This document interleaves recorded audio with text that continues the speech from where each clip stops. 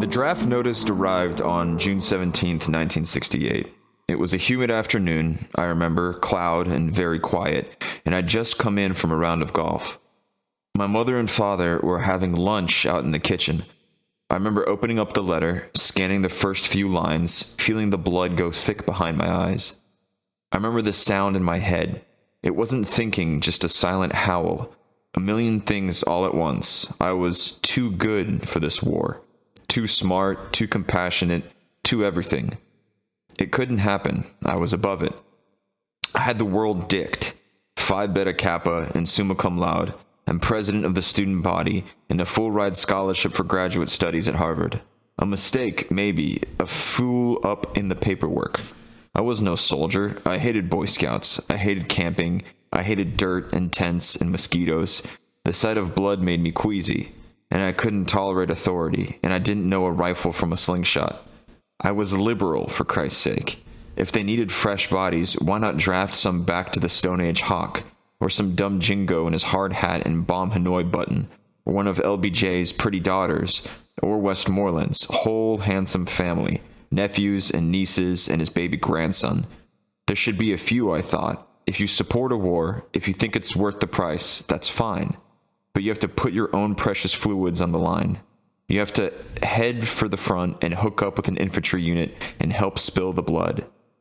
And you have to bring along your wife, or your kids, or your lover. A law, I thought. It should be a law. I remember the rage in my stomach. Later it burned down to a smoldering self-pity, and then to numbness. At dinner that night, my father asked what my plans were. Nothing, I said. Wait.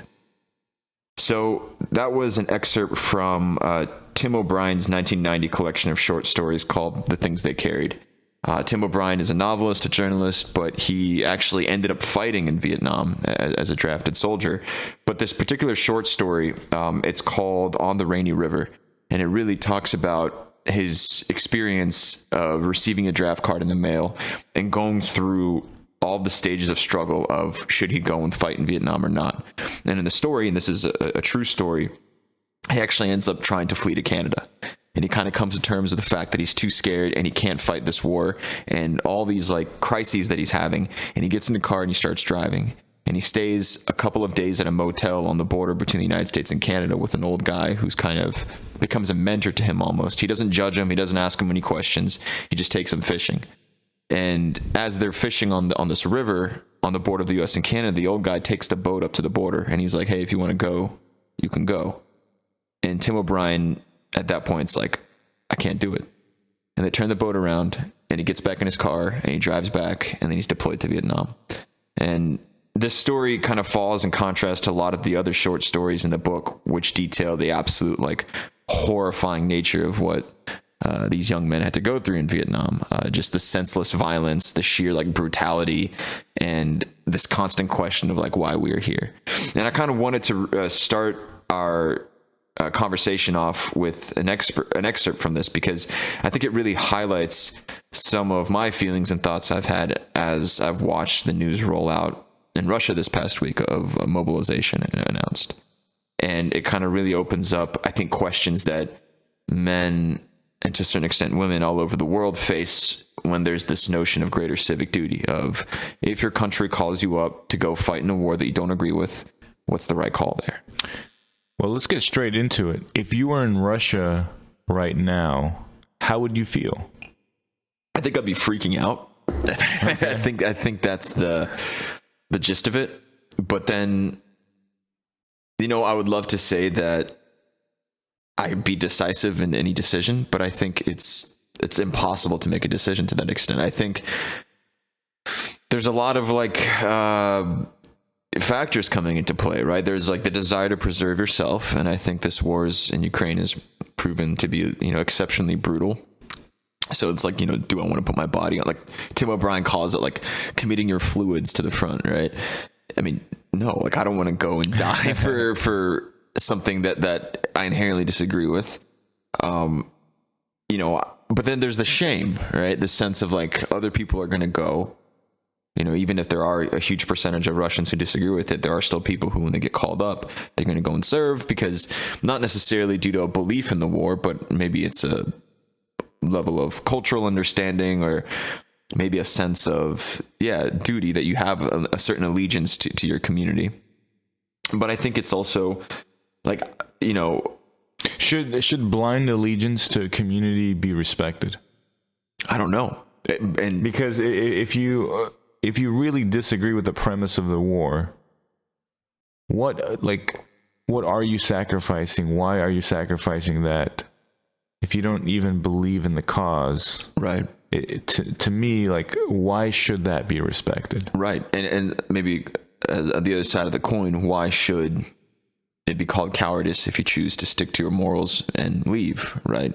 There's plenty of Russian men right now crossing the border. Can we maybe bring up an evolutionary explanation? Hit them with it. It's almost like this tendency. Again, this is totally armchair evolutionary psychology, but we could maybe in theory say this tendency to criticize people that were not going to join the tribe to go fight as cowards would be sort of a motivational kind of behavior, right? Like you would do it to motivate your fellow tribe members who were not going to help your tribe, and the tribes or the groups where that tendency was more common tended to fare better because they had more support. Right.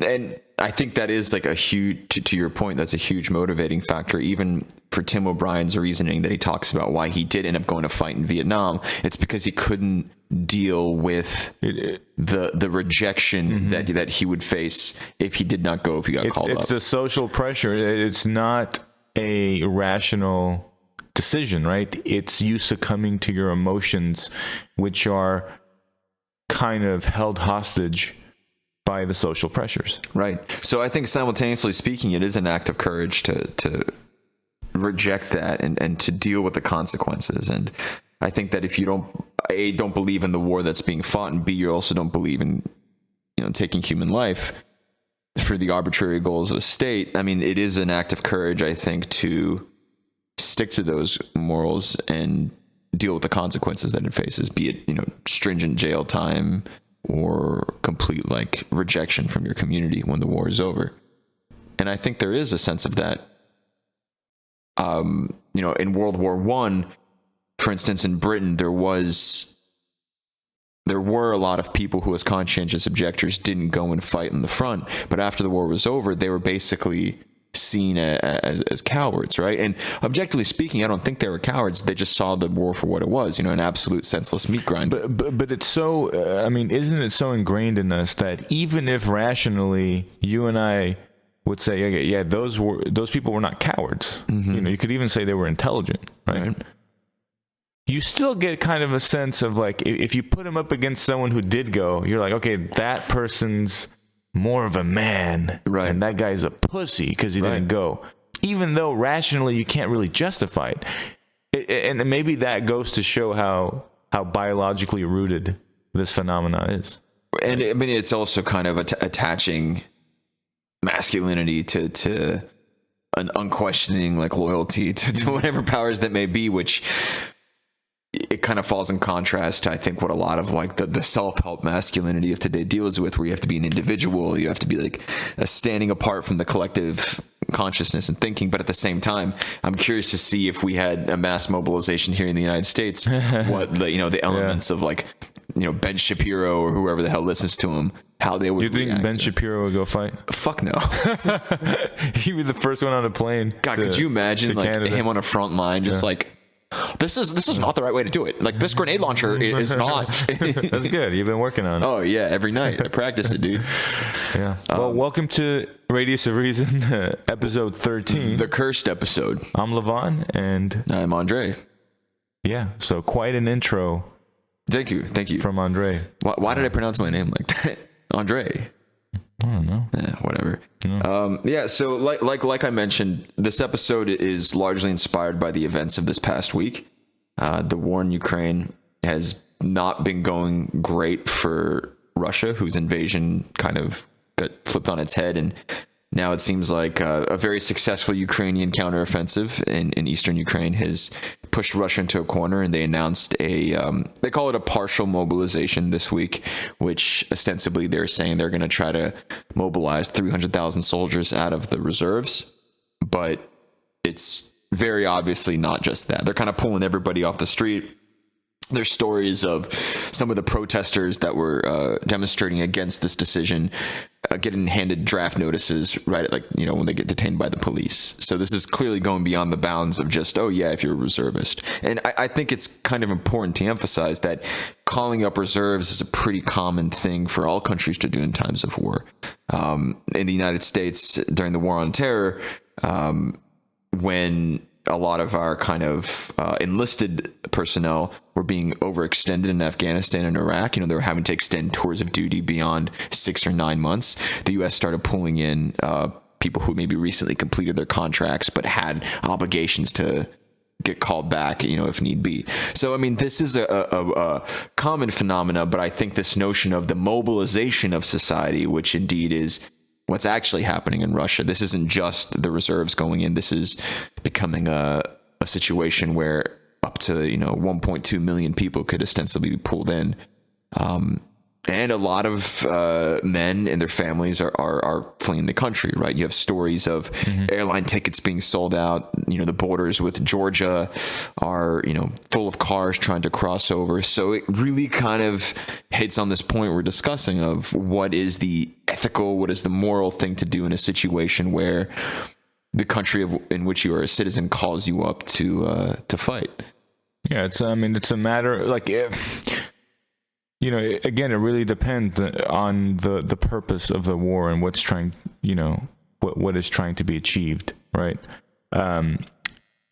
If it is a existential question, right, a matter of self-preservation, you could say, you know, you're a coward and it's unethical to not support your group of people, right? Right. But in this case, it is an offensive war, and I think that completely flips it on its head. Yeah, it really does. Yeah. Now, obviously, you know, Putin wouldn't characterize this as a offensive war. He'd say, okay, like, you know, we're trying to take back, you know, Crimea, and they're saying they're at war with the West now, and that it's escalated to something beyond, right? Which in the narrative they're trying to spin, it's like, yeah, this is an existential struggle, and we are, you know, yes, we invaded, but we are the victim in this situation to a certain extent. Right. Which, you know, whatever, you can dissect that to any point. How compelling is that narrative in Russia? You know, I think there's, like, obviously different levels of understanding of that. You know, there's very legitimate grievances, as we've discussed, you know, in one of our earlier episodes when the war in Ukraine started, about the nature of NATO and how NATO has expanded in Europe. But I think all of that kind of went out the window when the invasion actually happened. But there's obviously, like, circles and like the Russian political thinking that have always supported this invasion, and they do see this invasion as a sort of existential struggle. And they've been actually criticizing Putin for not doing enough. And when the mobilization was announced, they almost celebrated this. And it was, but most people didn't. Right, because for most people, I think, objectively speaking, they see what's happening on the front lines. They see that there's no clear objective. There's no clear strategy to any of this. It's just people being thrown into chaos to a certain extent. And nobody really wants to be introduced into the meat grinder. I think especially if... I mean, meat grinder is essentially what it is, right? Right, yeah. And if you have a life, if you have a job, you know, if you have all the trappings of what everybody's used to kind of experiencing in the West, right? You know, you have your loans, you have your car, you might have kids. You don't really want to leave that to go fight in something that you never really supported. From a broader standpoint, is this war, and especially with this mobilization in Russia, is that a great example of how modern day comfort is almost an impediment to war and to, like, really rallying the troops, right? Because people are much more comfortable these days, right? If you're talking about a war during the medieval period, or even, you know, during World War I or World War II, where maybe things weren't necessarily great from an economic standpoint, but now we have, you know, things have been elevated, right, in terms of our base level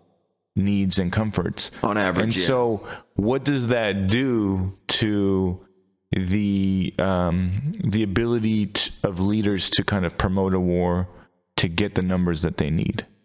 And I think a red thread we've had throughout our show is this notion of what has technology and mass access to information really done to kind of our social structures.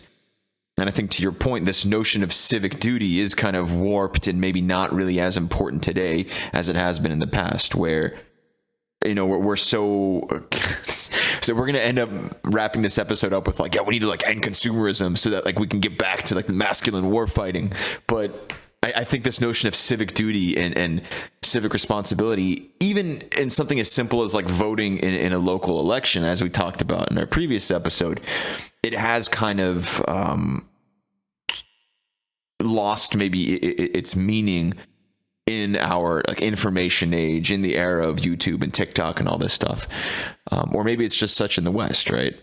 But speaking of the technology, and the fact that everything goes viral these days, seeing the images, you know, in real time and the developments and the deaths and everything, like what does that also do to morale, right? Right. You're seeing what's happening to your comrades. Sure. You know, I mean, you don't, again, like you're seeing the meat grinder in action. Yeah.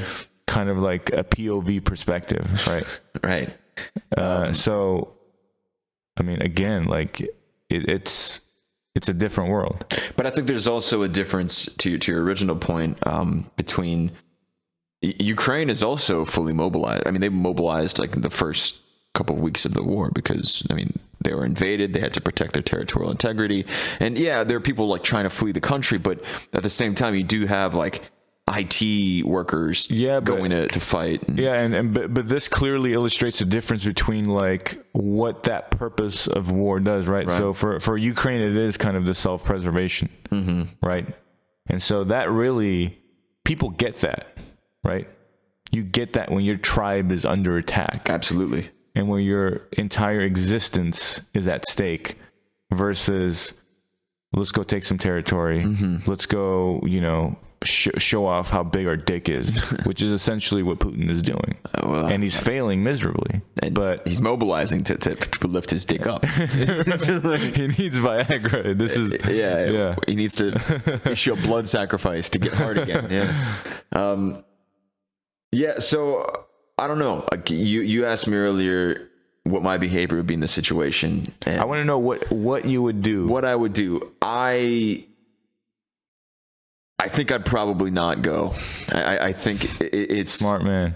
I mean, there's definitely like a part of me that's like, you know, this notion of like, yeah, you know, duty and like if your country, but no, like this all the YouTube comments are gonna be like pussy. Yeah. The one guy is just, you don't fucking need dating apps. You just went outside. We love you. Please watch our show. Listen to our podcast. I think it's such a hard decision to make. And this is the thing, man. Like, anytime you think about military service, you always have those motherfuckers who are just like all gung-ho. They're all about, you know, SEAL Team 6, you know, doing the push-ups, like getting ready for... And then, like, when push comes to shove, they don't fucking go. Because, I mean, war is objectively terrible. And I think anybody who... Especially if you have something to lose. Right. And everybody's got something to lose at this point. But to your point, like, you know, we all fucking have PlayStation 3s. How are we going to, like, play video games, you know, out in the front lines? And I do think there's a stigma with that, you know? And I think it is kind of hard to say that, like, I would not... I wouldn't go. And we've had this conversation in this country because I think, like, the legacy of Vietnam has... It's still like a shadow over everybody because that was very much a time in American history where they would fucking issue draft calls on live TV. And you would be expected to show up and to go and fight in Vietnam, which objectively I think is a very great reference point to the current war in Ukraine, where there was no reason for the U.S. to be in there and it was an absolute senseless war. And yet they're still throwing generation after generation of men into combat. And there's always this conversation that I think happens in this country. It's like, well, if I was me, I'd be different. I'd be brave and I would go. But, yeah, I don't know. What's fascinating, speaking of that, is the fact that someone like Trump, who kind of dodged the draft, is still viewed by people in the military as still some sort of like a hero, right? It's almost like he's immune to the YouTube comments that you would be getting, for fucking coward. Yeah, there was a great moment in one of the Republican primary debates. I think this may have been for 2012. It was an interaction between Newt Gingrich and Ron Paul, and the moderator asked Newt Gingrich why he didn't serve in Vietnam, and Newt Gingrich was just like, like it just didn't work out. I had a wife and we had a kid on the way, and Ron Paul was just like, so did I. But I fucking went. And Newt Gingrich is just like, kind of does his like Republican of a certain age, like,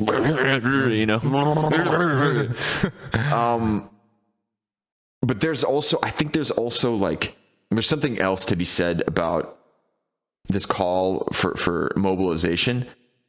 And this is something I think that Tim O'Brien really writes well. It's this notion that, you go because of social pressures, and maybe you're not even making the decision. The decision's been made for you. You're just kind of like shuttling your body through the process. But there's also a thought process of like, if you don't go, somebody else is going to go, right? If let's say your draft number gets called up and you choose to go to Canada, somebody else is going to go in your place. And the question I'm going to pose to you is, could you deal with the existential pressure of like, if you're not going to be sent to the meat grinder, that somebody else is going to get sent to the meat grinder. So in effect, you're kind of responsible for somebody else's fate to a certain extent by not stepping up when yours is called. Yeah, I mean, there could definitely be feelings of guilt, that come about as a result. But again, I would say it comes back to the question of like, why you're going to war. I mean, this is the question, right? And if someone is going to go to war for a completely unjust or unreasonable reason, then so be it. I don't know.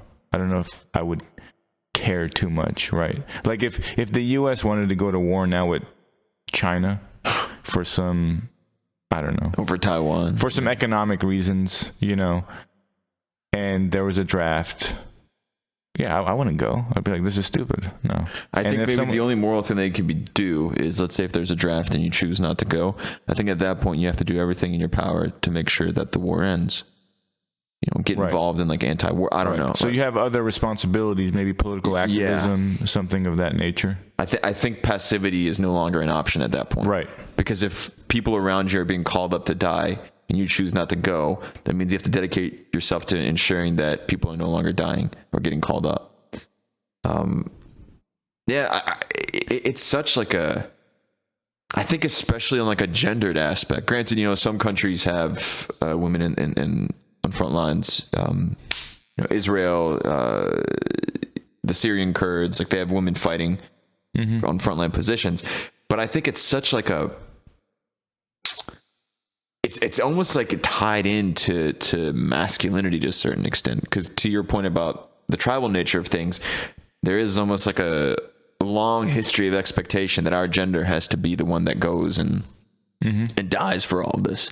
So you almost start introducing elements of like criticisms to your own gender by behaving one way or another, even if you're not internalizing, my masculinity is associated by my capacity to die for my country. It's still kind of part of your programming. Because absolutely. No, I mean, I can speak to that, with what's going on in Armenia, where we are also, facing an existential threat in Azerbaijan and Turkey, right? Given the history and then given recent events. And in Armenia, like military service is mandatory. It's like 2 years when you become an adult, and then you're kind of registered and you can get called up. Obviously, like I moved to the U.S. when I was young. I didn't have to go through that, but it feels weird, even though I didn't, most of my life I've been here, it still feels weird to like, I don't know. You feel like you're almost betraying your country in a sense when they're being, they're being attacked and you're kind of just here. Right. And you can't help. Well, you could help. You could fly down there and help, right? Like you could. And Armenians do that. Yeah. But it's, there's other ways to help as well. You can send money, you can do whatever activism. But yeah, as a man, right? Like there's definitely that feeling like, shit, like we're getting attacked. I'm not there. Like there's a feeling of like reduced masculinity. There really is. Right. But it's also, where does that come from, that the expectation is us for our gender to carry the burden of not just dying, but there's the other side of the coin of killing on behalf of something. And that's something that, well, that's fascinating, right? Because the person that you're killing, again, could be someone who doesn't believe exactly in the purpose of the war from their side. And there's those stories, right, in World War II where, on Christmas, that's like, World War One or World War One, whatever. Yeah. They play the Christmas truce in the Western Front, and that's some of the most horrifying stories you hear, from the likes of Erich Maria Remarque, who is probably like one of the greatest anti-war novelists. He fought on the German side during World War One, but it's his realization. I think it's on All Quiet in the Western Front where he's kind of caught in no man's land with like a dying French officer, and he realized like, holy shit, like him and I have nothing like between us that would make me want to kill him. We're just both in the same circumstance because his side sent him. And that's really fundamentally what war is, right? It's a tribalism that occurs, and it's the moment that there's an outgroup that you can dehumanize. Yeah. By its nature, an outgroup is dehumanized, but during times of war, it's heavily dehumanized. Sure. To allow for the atrocities that we've seen, to allow for the killing. But, that situation you spoke of, once you get to know someone, you start to build empathy for them, and then they become more human. And the moment that they become more human is the moment that these tribal lines are blurred. And it's the moment that you start to care and you start to see that, there's actually no reason for us to be killing each other. And this is the same thing with, like a Republican who's against like, gay marriage, and then like they know someone or their son is gay, and then all of a sudden they empathize the Dick Cheney experience. Yeah, they can empathize, and this is a reoccurring pattern, and it should tell people something, right? That empathy is kind of this solution to tribalism. Or it can be on an individual level, right? And I think a great point of reference to that, to what you were talking about with the Christmas truce, both governments, like Germany and Britain, both freaked the fuck out when that happened. Because all of a sudden, like the fighting men found out they had far more in common with one another than they did with the people who were actually sending them off to die. And very quickly there was like a stop put to them in the command level where like you were not allowed to like fraternize with the enemy. Well, and this is the astonishing thing when you look at world history and all the wars that are fought. It's also usually fought between people that are the most similar, right? You think about, Turkey and Armenia, like, okay, the Romans, right? The Greeks. It's all the infighting that occurs between people that literally look identical, might even speak the same language, right? Or are very similar apart from their religion. All throughout history, you see this, and it becomes, on one level, all the more perplexing, but all the more it gives all the more credence to like what the effects of tribalism, like what tribalism does in terms of dehumanization and how powerful it is. And this is like, we've talked about the difference between Trump and Biden, but I think that's one of the big things with Trump is that he has increased. Of course, he's not the only one. There's the media. I'm not saying people on the left are, they don't have any, they're not free of guilt here, but or sin, or whatever word I'm looking for there. But Trump has done everything in his power. Like his entire goal has been to like create a more tribal atmosphere, to create an in-group, out-group mentality, to exacerbate, you could say, the existing trends. But to me, that's what makes him incredibly dangerous. And again, like, war is a great example of why tribalism is dangerous, because of the things that it allows one human to do to another, right? Yeah, I mean, this is why, I mean, you could say tribalism is one of the most dangerous phenomena, and maybe the most dangerous phenomena, and the thing that we should be trying to minimize most, not just as a nation, but as a global society, right? Because we have global challenges, and so long as there's a tribal mentality, and it becomes a zero-sum game between the tribes, then there will continue to be dehumanization. There will continue to be these unnecessary conflicts. There's already things to be conflicted about, but tribalism adds another layer, and it adds a layer that can result in like physical altercations. Right. And that's really like kind of the unique force of tribalism, the unique consequence of it.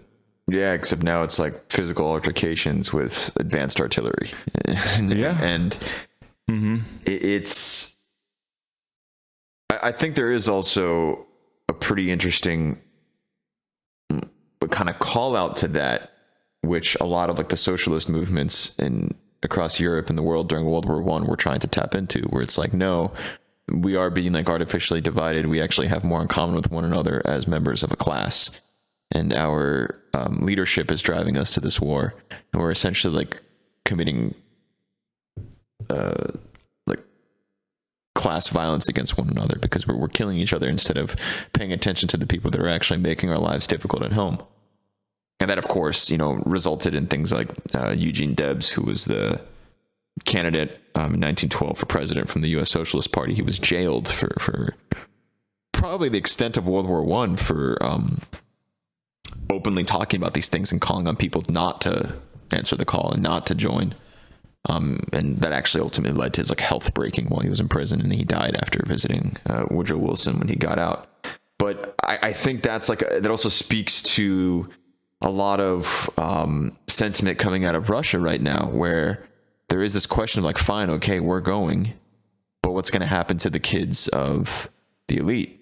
What's going to happen to the kids of the deputies in the Duma who are actively speaking up in favor of mobilization? And there's actually this really interesting sort of moment that came up where one of the opposition affiliated YouTube channels, I mean, they left Russia at the start of the war, basically, when they started cracking down on the media. But they found the phone numbers for the children of some of the leaders in the country, and they called them, and they pretended to be from the draft board, and be like, hey, wow. They called the son of the prime minister, but the most impactful one, they called the son of Dmitry Peskov, the speaker, the press secretary for Vladimir Putin. And they called him, like, hey, this is like so-and-so from the draft board. Are you going to show up tomorrow? And the son is like, no. and he just says no. He's like, oh, I need to go like talk to somebody about this. Like, I don't know if this is like the right thing, and yeah. And like, I think at the end it got a little heated. I don't know if this is the right thing. He basically like dropped like, do you know who I am? Like this isn't for me. There was a sound of him unzipping. Yes. Yeah. But it's kind of like the children of the children of the elite seldom go and fight on the front lines, and there are exceptions to that, right? That you have stories of throughout all global conflicts. There's always like some leaders or some Alexander the Great, man. Yeah, that was like he was like fucking unhinged, dude. He was, Genghis Khan. But there is is there going to be like, if there was a law in place that if you declare mobilization, like your kid has to go first, like, are you going to be thinking about that twice? Well, and it would be interesting to add, like, say the U.S. Constitution had a principle where if you're going to declare a war, everyone in Congress and the president and like everyone who is kind of promoting the war has to have at least one family member like be on the front line or somehow heavily involved in the physical, existentially risky activities that are a part of war, right? You have to put a cost. You have to put a direct cost on the people that are starting the wars, because this is, again, another pattern that we see in history, right? Mm-hmm. Where you have leaders declaring war that might just be serving their own interests, right? And not necessarily the interests of the populations that they govern or lead. I mean, the war in Iraq, right? Being a great there's so many examples. We don't even have to give any examples, right? So if you were to create a system of governance or a society where that was a requirement of war, could that be the antidote to war? I think, yeah. I mean, but it's also, I suppose we have to come to the conclusion that war is inevitable, that it's just an expression of our nature, and violence is always going to exist. But I think, yeah, if you put enough parameters around it, you would make it as painful as possible for the people that are actually making the decision. And maybe there are instances when war is unavoidable, right? Where for whatever reason, your country's interests align to the fact there has to be war. But yeah, if you're going to declare it, you have to send your... And in those instances where it is unavoidable and, let's say it's a matter of self-preservation, no one cares if the politician's sending anyone. At that point, the tribe kind of knows what it needs to do. Yeah. It's not, it doesn't care if the politician sends its son. But, you see like Zelensky staying in Ukraine, right? Mm-hmm. What that does to morale. So right. There is something to be said about that from like a strategic standpoint. Yeah. Right. I think and a mobilization standpoint, right? Of encouraging further, activity. Yeah, but I know there is also kind of I think even in Ukraine there have been stories of like the children of the wealthy just staying abroad, and a lot of them did come back to fight. There's definitely a lot of like positive cases, but in Ukraine and in Russia and everywhere, I think there is always a certain type of people that do the dying, right? And Tim O'Brien kind of talked about like, oh, he had a full ride to Harvard, like why was he getting called up? And sort of like a gasment of like, me, like, no, I have other places to be, I have other things to do. And I think in the US we've largely avoided a lot of these conversations since Vietnam, because we do have a largely professional fighting force. But even then, like, there was a pretty fucked up Can I ask you this though? Yeah. Do you want the people that are going to Harvard to go fight in the war? Yes. If they could maybe contribute in a different way, dude. Because I'm just saying, like, I'm not saying go fight physically. I mean, they could be a part of the war, but could someone in that position with that skill set be put to better use? Yeah, but we know that 95% of Harvard is bullshit anyways, Harvard, okay, maybe not necessarily Harvard, but people, let's say people with different skill sets, right? And I think privileged positions. I think we do need to clarify that, largely mobilization doesn't necessarily mean you're throwing 1.2 million people onto the front lines. And I think a lot of the mobilization in Russia, you're going to have people on the front lines too, but the biggest issue they've had during the war is having enough staff to manage like logistics internally, to manage, if they're occupying a bunch of territory in Ukraine, you have to have people behind the scenes, like making things work. And I think that's being like a big challenge. So mobilization doesn't mean you're 100% like, and that's where someone, if someone has intellectual gifts, like maybe you want them to be one of the strategizers. Sure. Right? And or help with logistics. There's plenty of people who got drafted in Vietnam who, handle logistics and stuff like that. But I think it should be an equal spectrum of possibility, right? Just because you are at Harvard does not mean that you're going to be sitting in a cush office somewhere drinking scotch and making decisions. I think that the interesting thing is, though, what I was going to say is that, and you may have seen this when you were at college, but right now on campus, there's a lot of signs hanging up for, hey, scholarship opportunity, go talk to your recruiter, or student loan forgiveness by joining the United States Marine Corps. And it's kind of, the advertising is very much geared towards people who are in financial hardship. And objectively speaking, yeah, enlisting and serving out a contract, it has improved the prospects for a lot of people. But there is, there's a class element to it, where there is a certain type of American that doesn't have to go and fight. And I guess we are those kinds of Americans because we're not enlisted. But it is sort of largely speaking, it's always going to be people of a certain economic class. They're going to be doing the dying, even if you do have a professional fighting force. Well, and in Russia, are we not seeing minorities?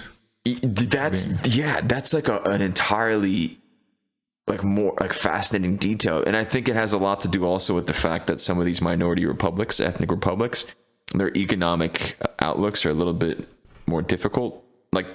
Tatarstan is doing pretty well, but Buryatia is located on the border with Mongolia.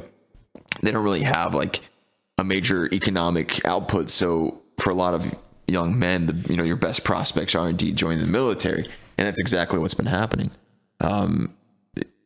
High rates of casualties in some of the Buddhist nationalities within the Russian Federation, which there's a really insane clip of a Buddhist blessing ceremony in eastern Ukraine. They had some of the units from that part of Russia, they just did a ritual prayer. But it was so interesting to see that happening with whatever a Western European landscape would be, and you have a like an ancient Buddhist tradition being unfolded there, which again, it speaks volumes to all the civilizational lines that are being crossed. But yeah, I mean, to your point, a lot of these ethnic minorities are doing the fighting and dying too. And that's kind of fucked up, of course. Of course. That's extra fucked up when you're not part of the tribe. You're asked to do the bidding of the tribe. Well, I mean, it's one big tribe, right? It's sort of it's a federation. Yeah, it depends on what you mean by tribe. Yeah, precisely. Sure. All right. I guess any outstanding thoughts, any questions, anything we should address here? Have we covered everything? If China invades Taiwan tomorrow, and the U.S. enters into a war with China. We fight Taiwan. That's likely going to be a situation where I imagine there would be a draft. And your call comes. What's your move? First I would analyze the... You record a podcast episode about it. No, I mean, it would be, again, it really depends on the exact nuances of the war, right? If you can make a case that this is for the, whoever wins is going to be the superpower for the foreseeable future. It's kind of like the battle for position one, which it would be, I guess, in a sense. And what would that mean for? What would that mean for the trajectory of global society and cooperation and the things that are prioritized, right? If you can say, if the U.S. wins, we're going to prioritize the environment and climate change to make sure that's not an issue. We're going to make sure we have proper regulations on AI and all these other existential risks. If you can say the U.S. is going to do a better job possibly handling these existential risks, I could see someone making a philosophical argument for, okay, you might not necessarily agree with the war kind of, if you view it in isolation, in a vacuum, right? And the merits of it in that sense, but in terms of its impact on the long run of human civilization, you could make a case for actually taking part in that war. But why should somebody from rural Oklahoma be concerned with those kinds of things? And why should we ask somebody from rural Oklahoma to go and die for something like that? Well, I mean, I'm saying you can make a very nuanced, sophisticated, philosophical argument. I'm not necessarily saying that would be emotionally compelling. Yeah. Right. Especially people who aren't really thinking on that level. Right. And I'm thinking, you asked me, and I'm saying, if I were to really look at it from a purely philosophical and ethical standpoint, I would try to dissect it in that way. Now, I still may emotionally be like, okay, this is really stupid. Like, why do I need to stop living my life, which is, going very normally, smoothly. I have all these comforts. Why give all that up to go fight for Biden or some bullshit, Daddy Brandon's were here. Yeah. So let me kind of introduce something else to it. If our country provided universal health care and universal public education to the university level, and they called you up to fight, would the contract be more balanced out that way? Because if we are in a social contract or a political contract with our government, but the government isn't really giving us anything, we're not really invested as citizens, right? But if there was something that we collectively benefited from as citizens of this country, would that be a greater impetus to actually go and do your bit? I mean, those two things that you mentioned, maybe it would make it slightly more palatable, but I don't know if that would really factor into the overall equation or make a big difference to me personally. Yeah. I take your point though. Because if the government's asking you to make such a massive sacrifice, then you would hope that they are a government that actually provides something, right? Or that maybe your children or your future generations are going to be well off in that society, right? Which I think at this point it's on top of fucking over people who are saddled with student loan debt and healthcare debt. It's oh yeah, by the way, you also have to go and fucking die for Taiwan. Go get them. Yeah. But it's interesting to think about that scenario though with Taiwan and their critical role in semiconductor production and how something like that, where if you had a war about Taiwan,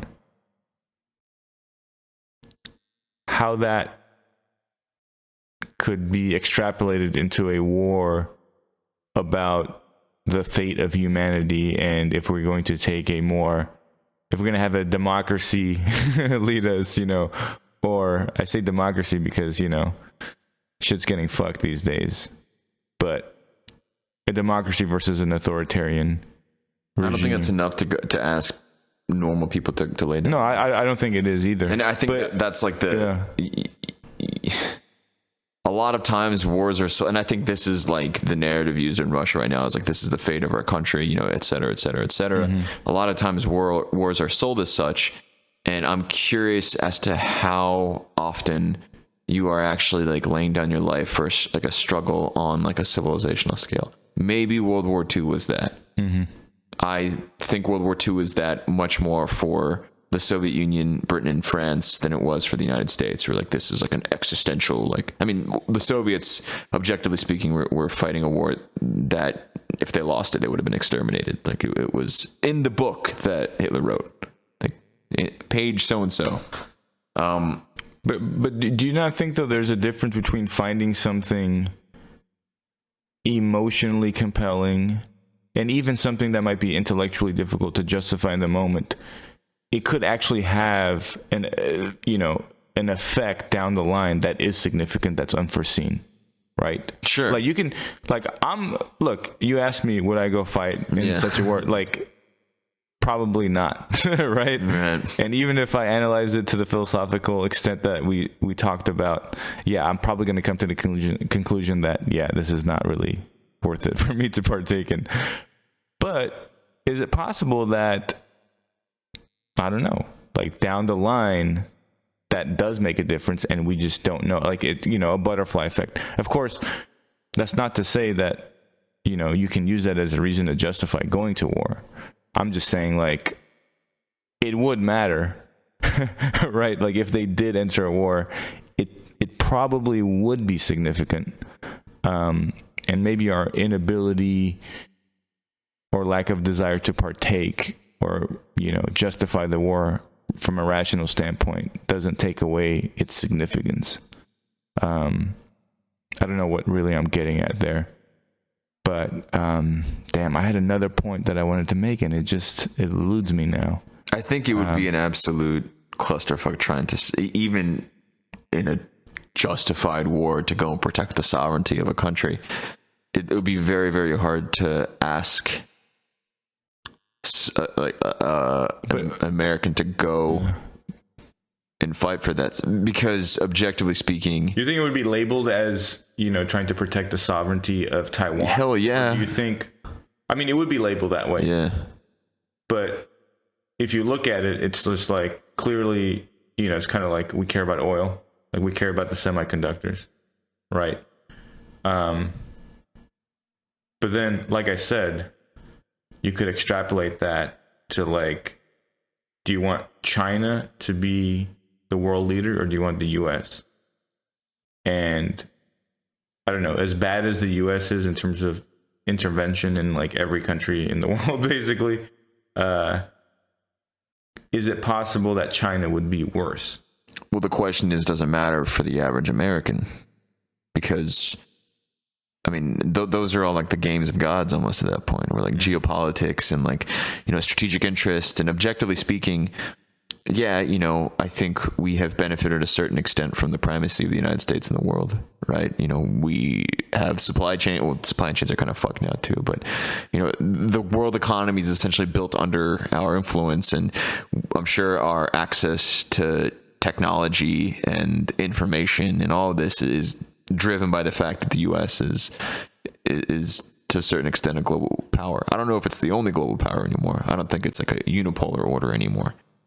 And I think that's also kind of the scary thing about that situation, where how much of the United States going to war against China, over Taiwan, would be a war that the U.S. feels it needs to fight anyways, right? Because China's kind of eating our lunch on the infrastructure stage. They have a lot of soft power. They're building out a lot of infrastructure in Southeast Asia, in Africa. They're kind of winning a lot of friends there. And I think there is a sense of like panic here in the U.S. that, oh my gosh, like we're losing our footing. So yeah, like we got to go fucking fight this war. But I don't know if that's like, if we're talking about, because that would be like a fucking massively bloody conflict. So let's talk about the antithesis of war. So diplomacy. Peace. So what could that look like, right? Like if you took a less physically aggressive, approach to say what's going on in Taiwan, like from the U.S.'s standpoint. We talk about the necessity of war, or maybe the lack thereof in certain cases. What is how useful or how powerful is diplomacy? How useful can it really be? And are you aware of cases where diplomacy has averted war? I guess we'd never know, right? Yeah, because it's hard to dissect that. Right? I think that there is a lot of bad examples, right? The appeasement of Hitler to a certain extent was seen as like a remarkable failure. I think that maybe less so diplomacy, but collaboration is the approach. And there's kind of this unspoken triumphs that we have as a humanity, where despite all of our squabblings and like geopolitical tensions, we still have things like, cross global telecommunications that works, right? the postal system still functions. You could order a package from China today, you will still get it in the United States. You could probably order a package from Russia right now, you'd still get it in the United States. And that's all a product of collaboration and cooperation to a certain extent, where, you know, some things that we've recognized are just like intrinsic goods and we have to have them, that we're going to like see past our political and international differences to make it happen. I think that's kind of the alternative, is finding a way to like work past it. I don't want to, you know, I think as I've gotten older, I am very much in the mindset of like, this is just how things are always going to be. Maybe in the past when I was younger, I was more open to the prospect of like, yeah, no, world peace is a thing. Like, we just have to find a way to work and live together. But you kind of alluded to one potential solution when you're talking about how economically tied, you know, the countries become due to the collaboration, right? I mean, if we become more and more, think about how economically entrenched the U.S. and China are with each other, right? Yeah. I mean, does that not in and of itself kind of almost provide some sort of barrier or preventive force to a war? To a certain extent, yes. What would China look like without the U.S.'s, you know, economic... Well, I mean, actually, a great example of this is the European Union, right? Because the whole reason they designed the European Economic Project, because they wanted to find a way to prevent France and Germany from going to war again. Because they fought two massive, bloody continental wars, and now they're economically interdependent. So, like, what are the chances that Germany's going to invade France, right? I mean, I guess there's always a chance, right? But 9 times out of 10, they just like figure it out during like soccer matches or whatnot, and that's like as tense as it gets. I don't know if there's like a rivalry. So we need more soccer. We need China's soccer national team to improve and to like. I mean, the U.S. needs to improve too, like so we don't lose to like Trinidad and Tobago, right? Which, I mean, respect. But I think economic interdependency is probably a good answer to it, but that kind of gets into the question of like globalization and like who are the winners and losers of that. But yeah, I mean, like if we're all like, you know, we're not going to go to war because China makes all of our microelectronics for our digital products, you know. I mean, what the fuck would a war in China do to iPhones? We just wouldn't have them anymore, right? Because they manufacture everything for all the components for an iPhone, and they assemble them in like Cupertino. I think you just stumbled onto the real answer, is that if our iPhones are going to be taken away, we're not going to do it. There's no fucking chance. Yeah. There's no chance. Absolutely not. How else are we going to access Pornhub? Yeah. Consumerism will save humanity. Believe it. Magazines are back on the market. Yeah. Back on the menu. Maybe that's like as dark and fucked up as consumerism is. Maybe that's like the alternative to just. Well, you know, it's these unintended consequences of things that, yeah, on some level look really messed up, right?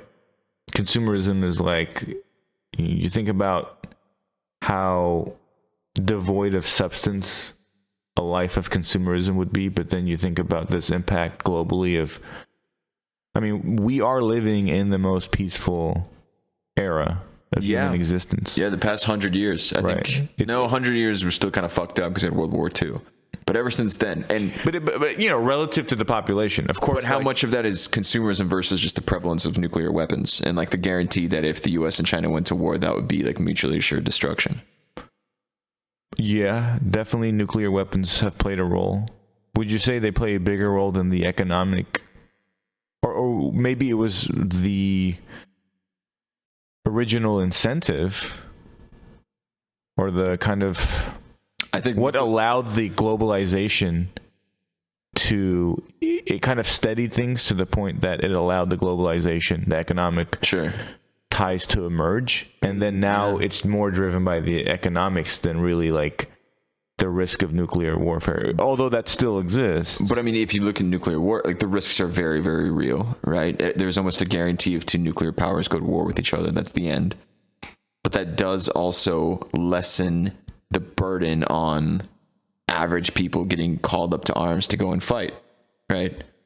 Because the chances of the scenario unfolding where China invades Taiwan and the United States steps in to defend Taiwan's territorial integrity, that would be total war, right? That means nuclear weapons are coming into the fold, which means that neither China or the United States would be inclined to actually fight that kind of war. Yeah, it's a lose-lose.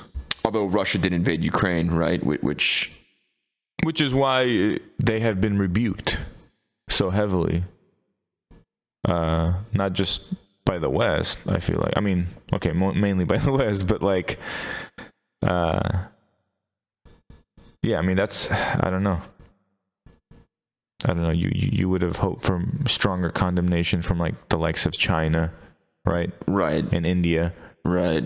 But the economics, but then you see the force of economics and how right. maybe they're okay with some tactical nukes being used in Ukraine. Well, I mean, and that's also, I don't know. They're like, I mean, I think if Russia uses nukes in Ukraine, that would, there's no moral high ground right now, but that would absolutely like unleash, I think, the wrath of the entire planet at that point, because nobody wants to see that happen.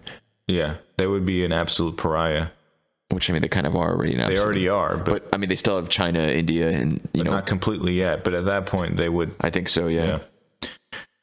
So what have we learned from today's podcast? We learned that both of us are fucking cucked cowards. Like we're beta males. We learned that war is fought by the working people for the rich man's interests. But we knew that. We didn't learn that. We knew that. We felt it. We felt it in our bones. I mean, now I'm like imagining Jeff Bezos just like with a helmet, like in the front lines, just right.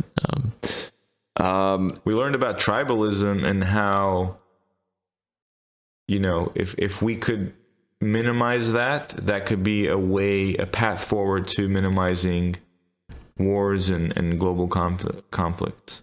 I mean, we kind of knew that too. Yeah, and then we just kind of, I think, feel for the common person's moral struggle they're facing right now, like what to do.